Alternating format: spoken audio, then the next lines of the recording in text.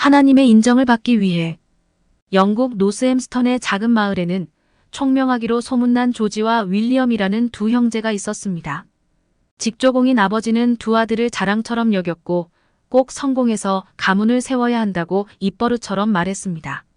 아버지는 큰형 조지는 대학을 보내고 윌리엄은 당시 유망한 직종이었던 구두수선 일을 하게 했습니다. 배움에 대한 의지가 있었던 윌리엄은 아버지가 시킨 일을 하면서도 독학을 해대학에 갔는데 그곳에서 하나님을 만나 선교사의 꿈을 품었습니다.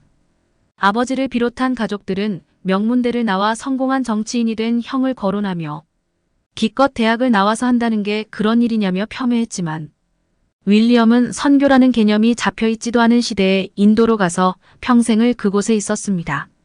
조지와 윌리엄이 세상을 떠나고 영국의 인명백과사전은 두 사람의 업적을 실었는데 현대 선교의 아버지로 불린 윌리엄 캐리는 무려 2페이지 가까이 업적이 소개됐습니다.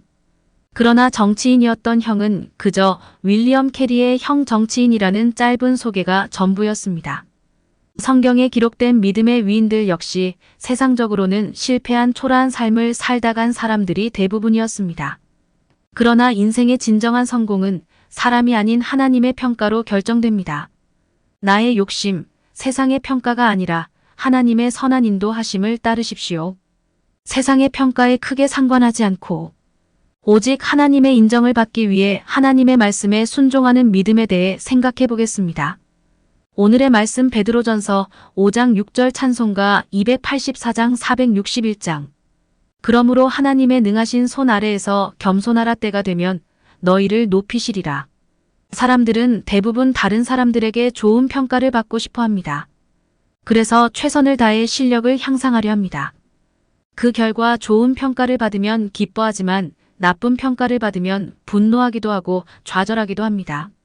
그런데 다른 사람들의 평가가 중요하지만 절대적인 것은 아닙니다. 사람들은 다른 사람의 모든 것을 알 수 없습니다. 왜냐하면 사람들은 자기 눈으로 본 것만 판단하기 때문입니다.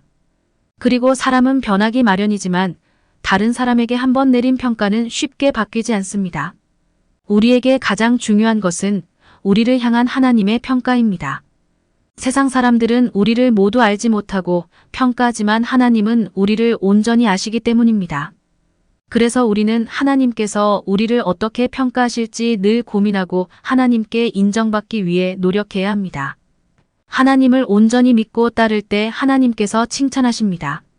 하나님의 말씀이 혹시 우리의 생각과 달라도 즉시 하나님의 뜻에 순종할 때 하나님께서 우리를 인정하실 것입니다. 그리고 하나님께 순종하며 살아가는 우리에게 하나님의 크고 놀라운 은혜가 충만하게 임할 것입니다. 우리는 세상의 평가에 지나치게 관심을 가질 필요가 없습니다. 세상의 평가는 이 세상을 살아가는데 도움이 될 뿐입니다. 우리의 삶의 주인이시며 우리를 영원히 인도하실 하나님께 좋은 평가를 얻기 위해 하나님만을 굳게 믿고 순종하는 그리스도인이 되시기를 바랍니다. 오늘의 기도. 주님께서 우리를 어떻게 생각하실지에 관심을 가지게 하시고 하나님 앞에서 인정받기 위해 온전히 하나님께 순종하는 삶을 살게 하옵소서. 예수님의 이름으로 기도합니다. 아멘.